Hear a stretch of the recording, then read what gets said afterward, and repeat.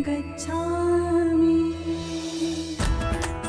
अल्लाहु अल्लाहु अल्लाहु।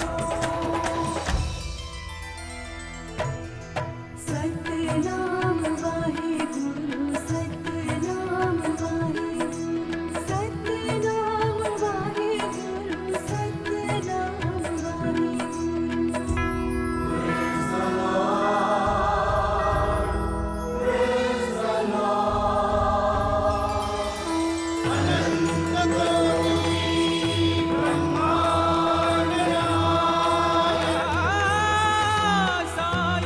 सबका मालिक एक है। पर पुरुष का स्पर्श करना ये घोर पाप है भाईजा। विधवा होना अभिशाप नहीं है, और अगर ऐसा कहीं लिखा है तो ठुकरा दो ऐसे शास्त्रों को, जला दो ऐसे विचारों को, धुतकार दो ऐसी सोच को। वे ठेकेदार जो कहते हैं कि स्त्री नर्क का द्वार है, उन ठेकेदारों से कोई पूछता क्यों नहीं कि न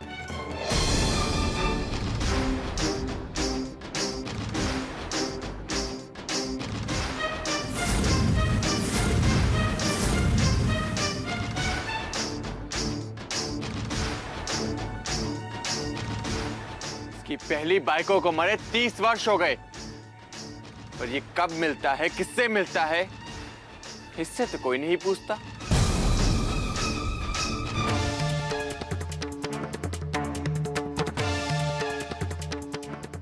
जब इस विधुर से नहीं पूछा गया तो फिर इस विधवा से क्यों?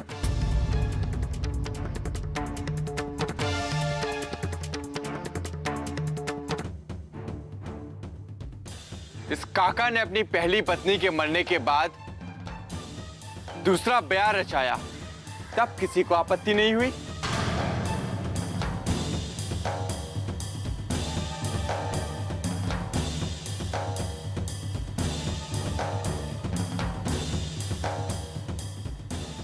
तब तो महलसा के शास्त्रों के पन्ने नहीं खुले।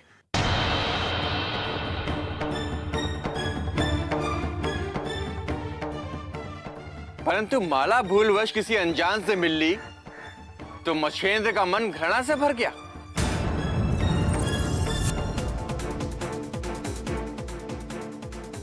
विनायक सर फोड़ने के लिए पत्थर बटोरने लगा। महलसा अपने शास्त्रों के पन्ने टटोलने लगे।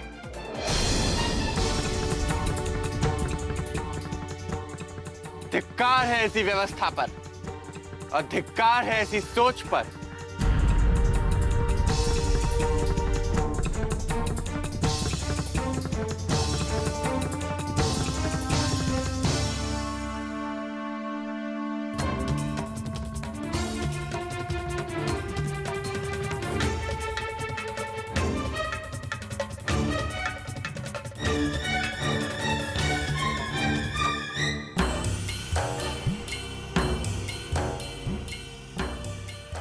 बहुत पहले मेरे मालिक ने मुझे एक कथा सुनाई थी। एक बार एक आदमी ने अपनी पत्नी की हत्या कर दी। देव उस पर बहुत ही क्रोधित हुए। देवों ने उसे श्राप दिया कि तेरी छाया, तेरी परछाई तुझसे खो जाएगी। देवताओं के जाने के बाद वो आदमी बहुत हंसा। उसे लगा कि देवता तो मूर्ख हैं, श्राप दिया भी तो क्या, छाया खो जाएगी। छाया के खोने से क्या होता है। पर जब वो आदमी अपने गांव पहुंचा तो उसके गांव में भगदड़ मच गई। उसे देखकर सब डरकर उससे दूर भागने लगे। यहां तक कि उसके अपने परिवार ने भी उसका त्याग कर दिया। उसके बाद वो ज्यादा समय तक जिया नहीं। और जब ये बात मैं नारी के विषय में सोचता हूं तो मुझे लगता है कि उस आदमी की तो छाया ही खोई थी, पर नारी की तो आत्मा ही कहीं खो गई है। धर्म के तथाकथित ठेकेदारों की मिली भगत के कारण नारी सिर्फ पुरुष की छाया बनकर रह गई है। पुरुष को कुछ हुआ नहीं कि नारी की छाया भी गायब। नारी अकेले रहने पर विवश करती जाती है, क्योंकि उसकी तो अपनी कोई आत्मा ही नहीं है। मैं कितनी नारियों को देखता हूं, उनमें मुझे मां दिखती है, बहन और बेटी दिखती है, पर नारी नहीं दिखती। धर्म के ठेकेदारों ने स्त्री का अस्तित्व ही पुरुष से जोड़ दिया है। पुरुष के बिना तो नारी का अस्तित्व ही नहीं, कोई हैसियत ही नहीं, क्योंकि उसके भीतर तो अपनी कोई आत्मा ही नहीं।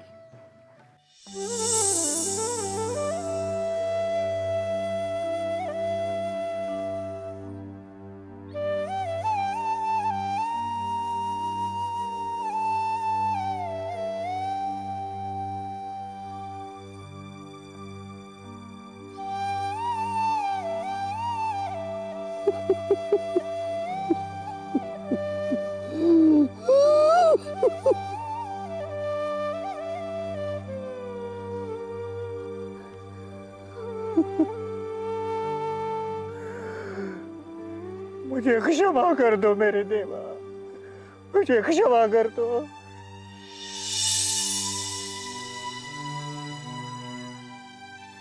मैं बार बार अपराध करता हूँ।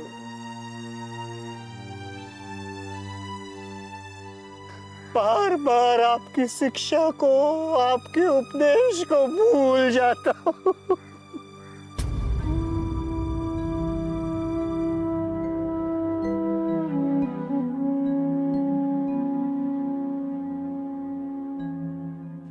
सचमुच देवा, जो मनुष्य को मनुष्य न बना सके, जो स्त्री का आदर न कर सके,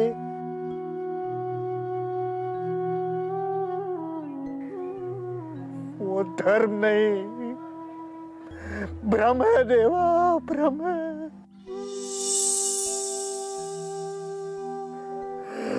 मुझे क्षमा कर दो मेरे भगवान, मुझे क्षमा कर दो, मुझे क्षमा कर दो, मुझे क्षमा कर दो, मुझे क्षमा कर दो।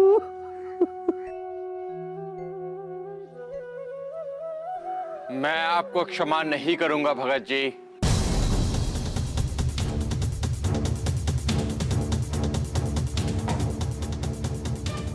क्योंकि आपको क्षमा करने का अधिकार मेरे पास है ही नहीं।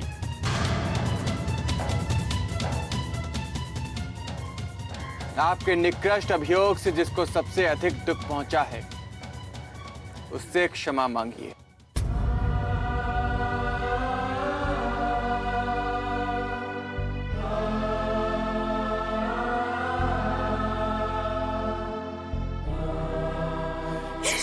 नहीं नहीं भगत जी,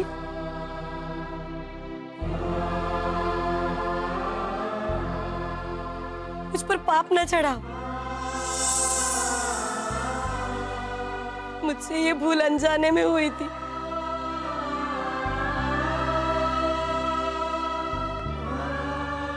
इसके बाद ऐसी भूल कभी नहीं होगी। तुमने कोई भूल नहीं की थी माला।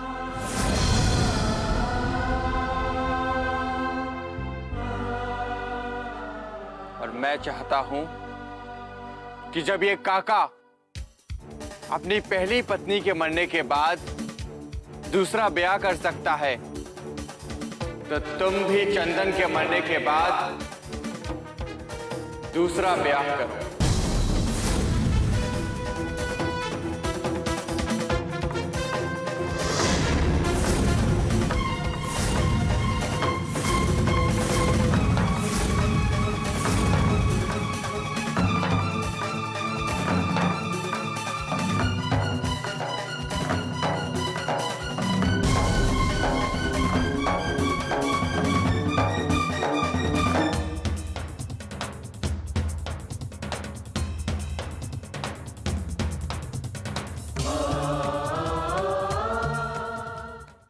मैं चाहता हूं कि इस संसार में कोई भी दुखी ना रहे।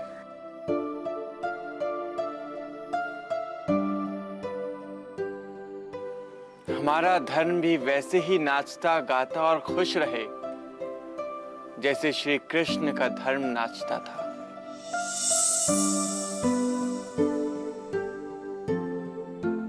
मैं चाहता हूं कि हर आत्मा और हर इंसान स्वतंत्र और स्वच्छंद होकर जिए, वैसे ही जैसे आकाश में अपने पंख फैलाकर परिंदे उड़ते हैं।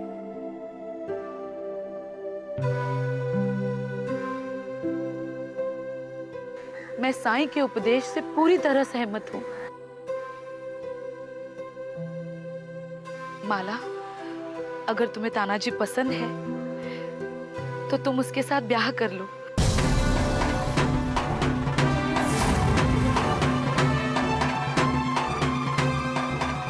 मैं तुम्हारा कन्यादान करूंगी।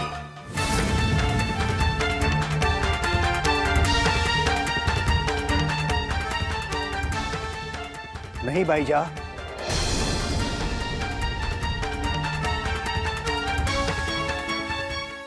माला का कन्यादान मेरे पाप का प्रायश्चित है।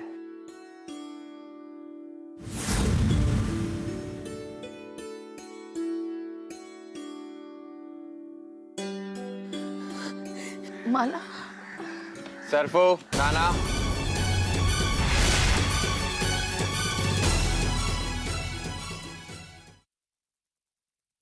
यह धर्म नहीं होगा गांव में। आज ना तो जात पात का भेद रहा, ना ही विधवा का। नहीं चंदन, नहीं। हमें साईं बाबा को रोकना होगा। हाँ हाँ, हमें साईं बाबा को रोकना होगा। राम जी भला करेंगे।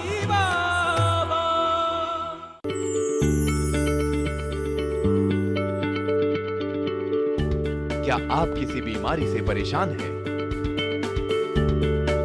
चाहते हैं डॉक्टर की सलाह? तो हम हैं आपके साथ। बताएंगे आपको जीने की राह। समस्याएं आपकी, समाधान देश के मशहूर विशेषज्ञों के। घर बैठे बात करें देश के जाने माने डॉक्टरों से। हमारे लाइव प्रोग्राम स्वस्थ किसान में हर शनिवार शाम 6 बजे से 7 बजे तक। राम जी भला करेंगे।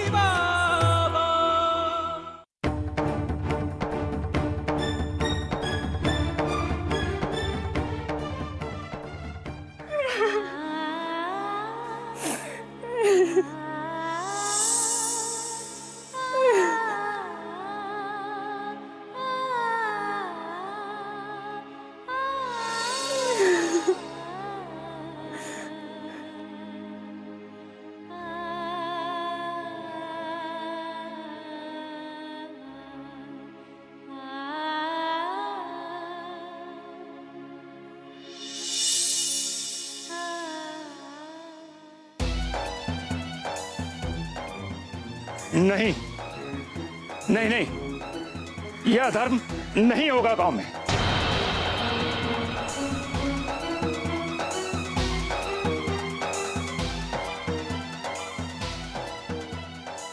हम इस अधर्म को नहीं होने देंगे, चाहे कुछ भी हो जाए। पर साईं बाबा तो स्वयं ही धर्म है। ऐसा धर्म देश पांडे। आज ना तो जात पात का भेद रहा, ना ही विधवा का। साईं बाबा खुद उस विधवा का ब्याह करवा रहे। यह तो सरासर मनमानी है। हमें साईं बाबा को रोकना होगा। हाँ हाँ, हमें साईं बाबा को रोकना होगा।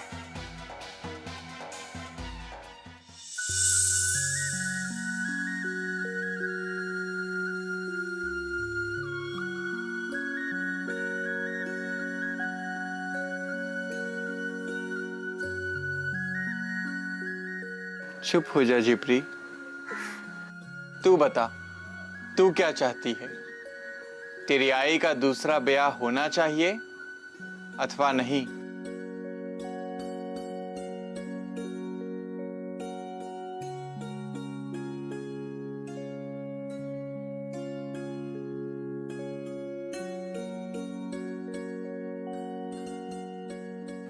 बाबा, तुम्हारे समझाने के और मना करने के बाद भी आई दिन रात आंसू बहाती है।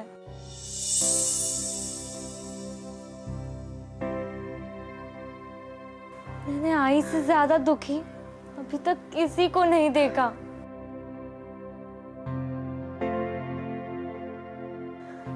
मैं नहीं जानती कि ब्याह क्या होता है, पर अगर दूसरा ब्याह करने से मेरे आई के सारे दुख खत्म हो जाएंगे तो उनका दूसरा ब्याह होना चाहिए बाबा।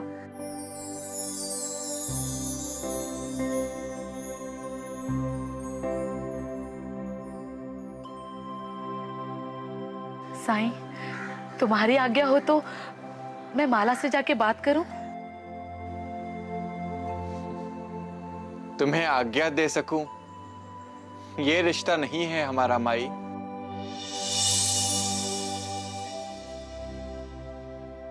तुम्हारी इच्छा है तो अवश्य जाओ। भगत जी, आप भी मेरे साथ चलिए।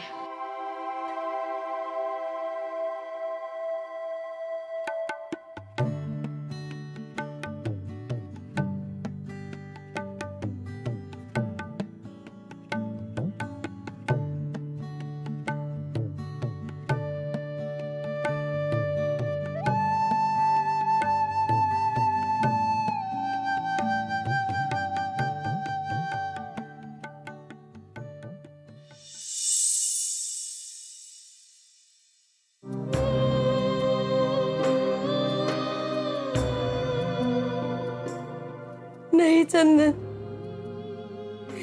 नहीं, मैं तुम्हारे साथ कभी विश्वासघात नहीं करूंगी, कभी विश्वासघात नहीं करूंगी।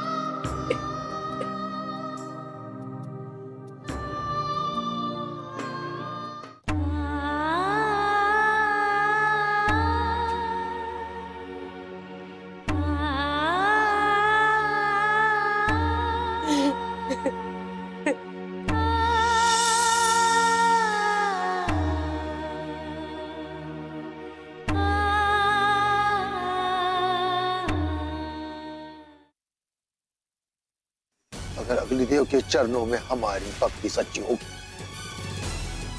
अगर ये सचमुच धर्म के रक्षक होंगे, तो इन तक हमारी प्रार्थना के स्वर अवश्य पहुंचेंगे। राम जी भला करेंगे।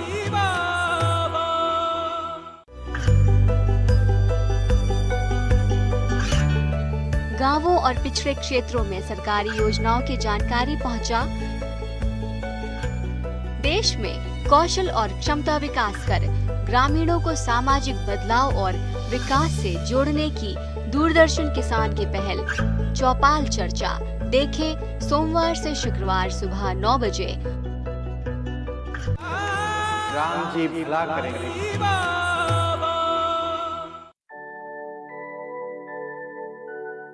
पर तुम विश्वासघात की बात सोच भी क्यों रही हो माला? स्वर्गीय चंदन का स्थान और कोई नहीं ले सकता है।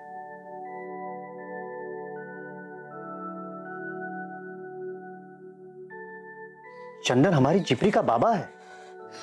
और तुम्हारा दूसरा ब्याह तुम्हारी खुशियों के लिए नहीं, चंदन की आखिरी निशानी झिपरी को एक अच्छी परवरिश देने के लिए है माला।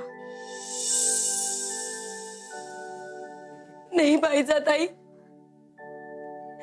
नहीं भगत जी, अब कुछ मत कहिए,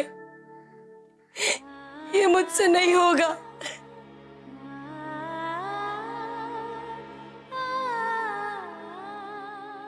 माला, साईं की इच्छा यह है कि तुम।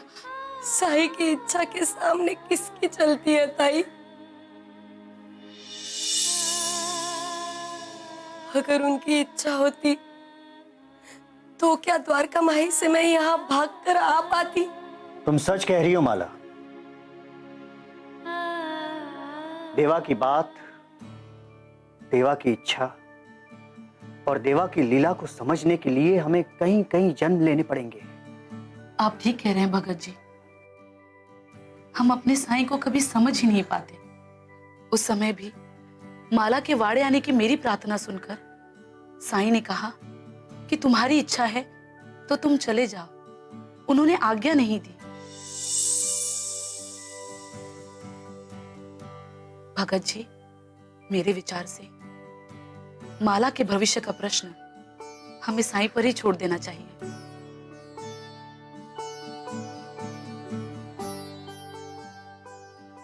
तुम ठीक कहती हो भाईजाबाई। माला, अपने आप को संभालो और साईं बाबा के चरणों में ऐसे ही अपनी आस्था को दृढ़ बनाए रखो।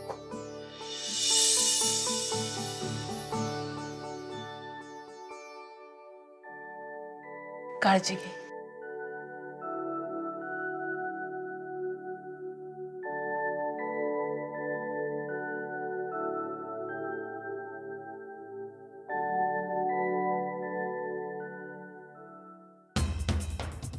एक विधवा का दूसरा विवाह होना असंभव है।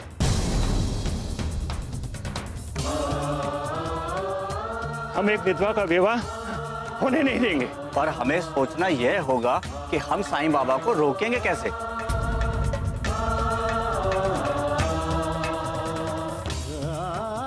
अगर आज कुलकर्णी भाव शिरडी में होते तो इस अधर्म पर खून की नदियां बह जाती।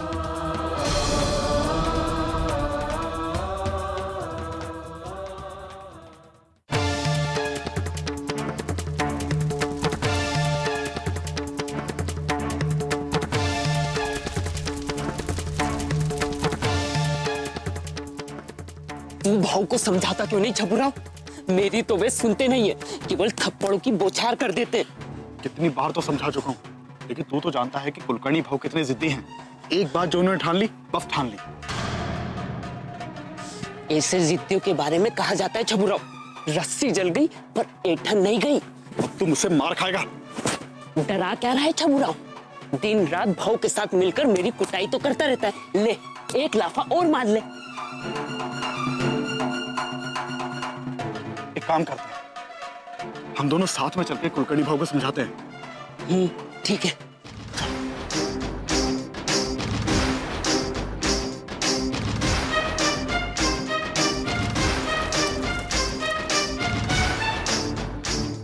कुलकर्णी भाव, मेरे अजोबा कहते थे कि ऋषि मुनियों की तपस्या हजारों साल तक चलती रहती थी। हाँ भाऊ, ऋषि भागीरथ ने भी 10,000 साल तक ब्रह्मा जी की तपस्या की थी। तो क्या हम 10,000 साल तक यहीं बैठे रहेंगे? अगर अग्निदेव के चरणों में हमारी भक्ति सच्ची होगी, अगर ये सचमुच धर्म के रक्षक होंगे, तो इन तक हमारी प्रार्थना के स्वर अवश्य पहुंचेंगे। पर हम प्रार्थना तो नहीं कर रहे भाऊ। प्रार्थना के लिए शब्दों की आवश्यकता नहीं होती नट्टू। प्रार्थना मन की गहराइयों से की जाती है, वो परमात्मा तक पहुंचती है। जैसे मेरी ये प्रार्थना अग्निदेव तक अवश्य पहुंचेगी।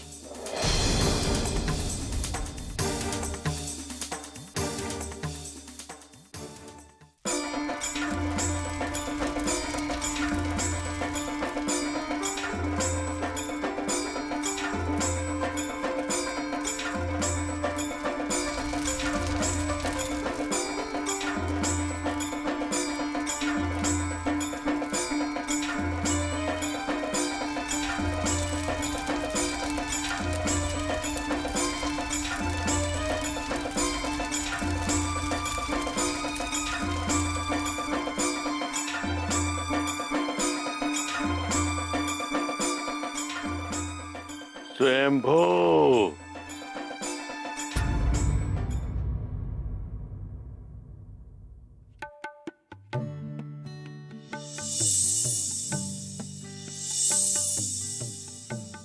चल सरफू, वापस चलते हैं। आपका वो भक्त आ गया क्या देवा? वो केवल आया ही नहीं, बल्कि अपने जीवन की सबसे कठिन परीक्षा में सफल भी हो गया। कैसी परीक्षा देवा? सब्री रखो नाना, शीघ्र ही सब पता चल जाएगा। आरती श्री साईं गुरुवर की, आरती श्री साईं गुरुवर की, परमानंद सदा सुरवर की, परमानंद सदा सुरवर की, मोरे साईं बाबा की, आरती श्री साईं गुरुवर की, आरती श्री साईं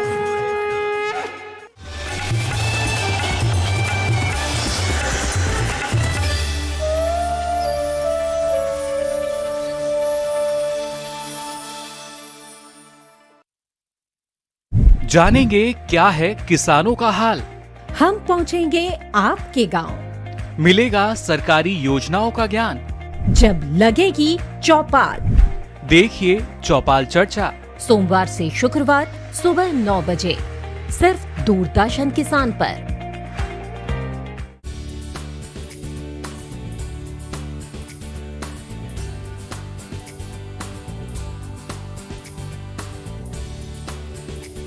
हिम्मत, मेहनत, लगन से अपने सपनों को पूरा करती, महिला स्वावलंबन और सशक्तिकरण की नई मिसाल पेश करती, स्वरोजगार से आत्मनिर्भर बनती, संघर्ष से पहुंचती मंजिल तक बेमिसाल बेटियां, आंगन से बुलंदियों तक। हर बुधवार सुबह 7:30 बजे सिर्फ डीडी किसान पर। तुम कौन हो ठाकुर? तुम कौन हो?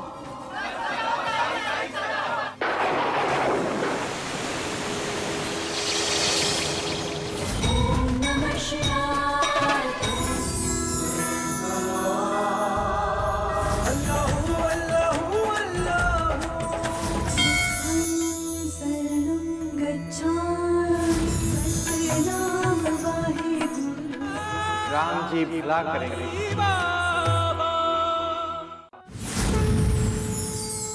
अनंत कोटि ब्रह्मांड नायक साईं बाबा देखिए सोमवार से शुक्रवार रात 8:30 बजे सिर्फ डीडी किसान पर। पशुओं की सुरक्षा का पहरेदार, माटी का लाल, जन धन का रक्षक, अपना पशु चिकित्सक। हमारे टोल फ्री नंबर है 1800-113060 और 1800-113061। 8 अगस्त रविवार शाम 6:30 बजे सिर्फ डीडी किसान पर।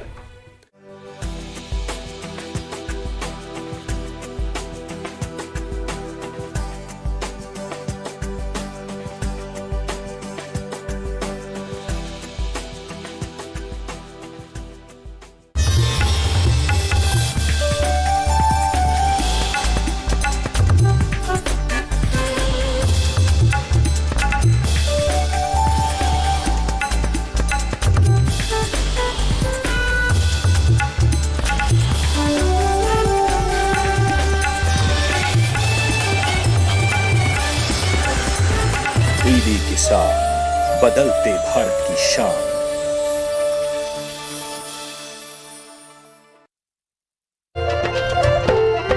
फसल बीमा से अब सुरक्षित आत्मनिर्भर बन जाए किसान। AIC के संग मौसम की मार अब नहीं करेगी तंग, नुकसान की होगी पूरी भरपाई। AIC किसान का हमराही। Agriculture insurance company of India limited, संपन्न भारत की पहचान, बीमित फसल खुशहाल किसान।